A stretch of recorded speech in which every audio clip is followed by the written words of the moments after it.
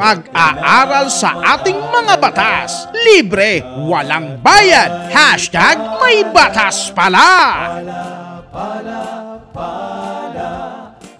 Election, Yes, campaign period na. Kasagsagan po kayo, alam Chief. mo, merong mga nakakalimot eh. Kaya kailangan, sabi nga, ang paalala ay gamot sa Nakakalimot.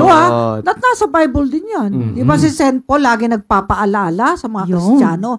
Tayo man sa Public Attorney's Office, nagpapaalaala tayo ngayon sa mga kasama sa pamahalaan. Kung nga, JC, anong unang paalaala natin? Yes po, Chief. Yun po, ito po ay hinggil po sa pangangampanya ng kandidato dahil bawal po ito. Nakasaad kasi, Chief, sa Section 2, Paragraph 4 ng Article 9B ng ating saligang batas ang sumusunod. No officer or employee in the civil service shall engage directly or indirectly in any electioneering or partisan political campaign. Alam mo dyan, yung mga elective post, pwede silang mangampanya. Pero yung mga career, yung mga permanent workers in the government, ang tinutukoy na officer, employee in the civil service. Gaya ninyo. Tayo. Ngayon, merong opinion pala si Secretary Nane Perez noon at yun naman hindi na abolish or na aamin na yung mga cabinet secretaries pwedeng mangampanya. Meron nun eh. Pero ano pa rin yun, may mga nagdi-dispute nun. Pero para safe, sumunod na lang tayo dyan, tayo mga nasa gobyerno, no? Lalo kung tayo mga career, tayo mga permanent workers, hindi tayo dapat nangangampanya. Ngayon, may parusa ba? Nako, opo. Sa ilalim ng Section 264 ng Omnibus Election Code, may parusang pagkakakulong o imprisonment of not less than 1 year but not more than 6 years. Yan, para sa karir yan ha. Kasi sin-explain ko na, yung mga tumatakbo, ay talaga mga kampanya yan. Kasi nag-resign na sila sa government. Okay? Pero yung mga elective post gaya ng mayor, nakaupo sila pero pwede silang makampanya. Kasi hindi naman sila permanent workers in the government. Meron silang term na 3 years lang at nangangampanya na nga sila. Kaya pag ikaw ay permanent worker, career, anong makukulong ka pala, no? Huwag ng kampanya. Ulitin mo nga, ilang term? Pagkakakulong of not less than 1 year but not more than 6 years. At walang probation kung mahatulan na guilty sa electioneering at hindi na po makakaboto sa halalan. O sa araw na ito, nagpaalala po kami sa inyo. Baka mamaya tatawag po kayo. Si Pacosta, nakakulong ako, nakasuhan ako ng electioneering. Baka ganyan ha, mag-ingat po ang mga nasa gobyerno ng mga career, no? At saka permanent workers. Ngayon, ito pa karagdagan, Chief. Sa ilalim po ng Joint Circular 001, Series of 2016 ng Civil Service Commission or CSC at COMELEC, may ituturing po na less grave offense ang electioneering at partisan political activity na may parusang 1 month and 1 day suspension to 6 months sa first offense at dismissal from service naman po sa second offense. Kaya huwag kayo magsasabing iboto si ganito. Pero may mga specific po tayong i-discuss. Kung ano ba talaga sige. At ang suspension na isang araw ay makakaputol o maituturing na gap sa continuity of service. At during suspension, walang monetary benefits na matatanggap ang isang government permanent worker, including leave credits. At sa ilalim din ng Joint Circular 001, Series of 2016, ng Civil Service Commission, ano sinasabi? Yes po, disqualified din po kapag napatunayang nag-violate po sa nasabing provision po ang isang tao, nakawali ng gobyerno sa promotion sa isang government employee at kung mapatunayan po na guilty at ma-dismiss sa serbisyo dahil sa electioneering, ikakansela ang kanyang eligibility. Magkakaroon ng forfeiture of retirement benefits, perpetual disqualification from holding public office, at bawal na rin po siyang kumuha ng civil service examination. Ayan ako, talaga ingat po tayo, yung mga permanent workers in the government, At ang sinasabi pa rin ay mabigat talaga ang parusa, apektado pati administratively, no? May suspension at may pwede ka pang ma-dismiss. Ang gumawa o bumuo ng organization, association o grupo upang makakuha ng boto o makampanya para sa isang kandidato. Bawal yan, iwasan yung mga yan. Yan. At bawal sa mga government employees na permanent, no? Tsaka mga tenured, no? Mga career. ang mag-publish, mag-display o mamigay ng mga Campaign material. Nako, paalala ikaw, yan. ano ka, baka mamaya namumudmud Nako, ka kaya ng nga ano. paalala Oo. talaga to sa ano kasi baka akala nilang pwede hindi. Bawal pala. Ayan. At saka iba rumarakit eh.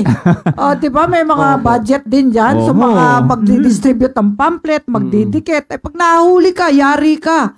Pwede kang maparusahan criminally and administratively. Ayan. Ito pa po. Ano? Meron pa po, Chief, directly or indirectly na mag-solicit o manghingi ng mga boto o suporta laban o pabor sa isang Yan, kandidato. bawal. Mag-solicit. Sabi nyo, iboto si ganito, iboto si ganito. Kakampa-kampanya ka ha, sasama ka pa sa kampanya. No? Kaya Para kapag ang Fernalia. isang nasa gobyerno na permanent o karir, pag tinanong, sinong presidente mo? Ang sagot, di yung mananalo. Yun. Yun ang presidente niya. Ganun lang yun eh. Okay, ang magsuot ng t-shirt. Oo. Caps. O Pin. O mga Paraphernalia. election. paraphernalia. Nakasulat ang pangalan ng Partido. kandidato O, at kandidato. pati ng partido. Pero kung naka-pink ka lang na t-shirt, hindi mo masama yun. Wala nakasulat eh. Nakapula kang t-shirt, wala naman nakasulat, hindi masama yun, di ba? Nakadilaw. Yeah. O, hindi mo masama yun. Basta may nakapangalan, Yun. iboto si ganito. Yes. Yun, mayayari ka doon. At sa ngayon, sa desisyon ng Korte Suprema, sa kaso ng Trinidad versus Judge Valle Jr. Chief, bawal sa mga government employees ang pagdalo o mag-attend sa mga political meetings at yung mga caucuses. government employees na hindi elective Yes, yung mga clarification appointed yun. na Appointed. naka-tenured o permanent. Ayan, bawal ang maging watcher Bawal din din. sa halalan. May allowance eh. Kaya Yan, nga. sasabihin. Teka muna, yung mga Paul offices po namin ay bubuksan namin sa eleksyon. Para po handa kaming tumulong. Pagkaboto namin, papasok kami para po tumulong doon sa mga makakasuhan. Oho. Ayan, yung makakasuhan pong members ng Board of Election Inspectors. Yun. Mga teachers, ayan, pati piskal, pag nakasuhan, pwede rin tulungan ng PAW. Diba, no? Ganun lang po yun, yung mga iaharas ng mga partido na mag-duty po ang mga public attorneys natin. At syempre, meron silang allowance para dyan na ibibigay ng pamahalaan. Okay? Yan. At ito Kaya pag naman. nag-watcher ka, wala ka sa PAW office, pwede ka makasuhan. Diba, JC? Opo, Chief. Bakit ka magwa-watcher? Government employee ka. Aha. Okay? Ano pa? Kaya naman may mga bagay po na hindi naman matatawag na electioneering o parang exceptions, diba? Exceptions, yes. Unang-una na yung pagboto sa araw ng halalan. Aba, syempre, karapatan natin sa konstitusyon Oo, yan eh. hindi yan- Boboto. hindi Ayan, yan boboto po electioneering. tayo. Suffrage. Ayan. Ano pa? Ang magpahayag? Ng sariling pananaw sa mga isyong politikal at problema sa bansa. Hindi Nagpapahayag electioneering ka yan. lang. Kaya ako may post ako eh. Strong political will. Ano yan? Hindi niyo ba alam yan? Nakasulat sa FB ko yan ah. Yan. Nako, hindi alam ni ano. A strong political will is... walang makasagot. Hindi nyo pala nilike yung post kong yan ha. Hindi nyo nakita yan ha. Naku. Teka muna, ano yung mga ano pa? Ito pa ang pagbanggit po ng pangalan ng kandidato na sinusuportahan sang-ayon sa provision ng Section 55, Chapter 8, Title 1, Book 5 ng Administrative Code of 1987. Ngunit hindi dapat mag-solicit o manghingi ng mga boto o suporta laban o pabor sa isang kandidato. Pwede namang banggitin yung ano sabi. Ano? Pwede daw pong magbanggit ng pangalan. Ano? Ang pagbanggit ng pangalan hindi daw po electioneering. Pero ang binabawal ay mag-solicit o maghingi ng mga boto o suporta Tinanong ka, laban sinong o binoto pabor. mo? Yung pagpapahayag daw po. Yun lang, Oo. okay lang yun, Chief. Pagkaboto mo, tinanong ka nung kapitbahay, sinong binoto mo, Ayun, attorney? nabanggit mo lang eh. Okay oh. lang yun. Sinabi mo kung sinong binoto mo, hindi electioneering yun. Sinabi mo lang sinong binoto mo. Pero sabihin mo, iboto mo si Gato. Iboto mo si Gato. Yan. Iba yun. Nasa mapo Magkaiba yan. yun. Oo. Magkaiba Okay. yun. At Ayan. ito pa. Ito ha, importante to dahil nasa social media Yeah. stage na tayo mga kanetizen. Hindi electioneering. At partisan political activity ang liking, sharing, commenting at reposting sa social media o ang pag-follow sa account o social media page ng isang kandidato. Maliban na lang kung ito ay gagamitin upang Pangalap, magpangalap. oo. O makakuha ng suporta o O boto boto. para o Bakit? laban sa isang Dami kandidato. dami kong pinapalo ng mga Oo, mga ang tawag doon, politiko. Pero bago pa mag-eleksyon, pinalo ko na yun eh. O, di ba? Oo, Siyempre, nauna pa. electioneering yun.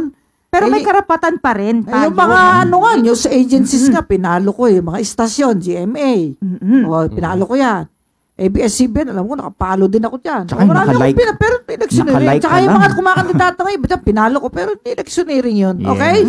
O sige, tandaan, Na bilang mga lingkod bayan o mga civil servants, dapat ay tumalima tayo sa ating sinumpaang tungkulin. Layunin lamang ng mga paalalang ito at ng nasabing mga batas na maiwasan at maprotektahan ang mga civil servants at ang public service laban sa anumang pamumulitiko. yun po, minsan naghahanap ng extra pay yung nasa pamahalaan. Naghahanap ng isang salop, ang mawawala isang kaban. Kaya kayong mga nasa gobyerno tayo, ayaw na kayong rumakit-rakit, sasama-sama kayo sa pangampanya. Yung pala, permanent worker in the government.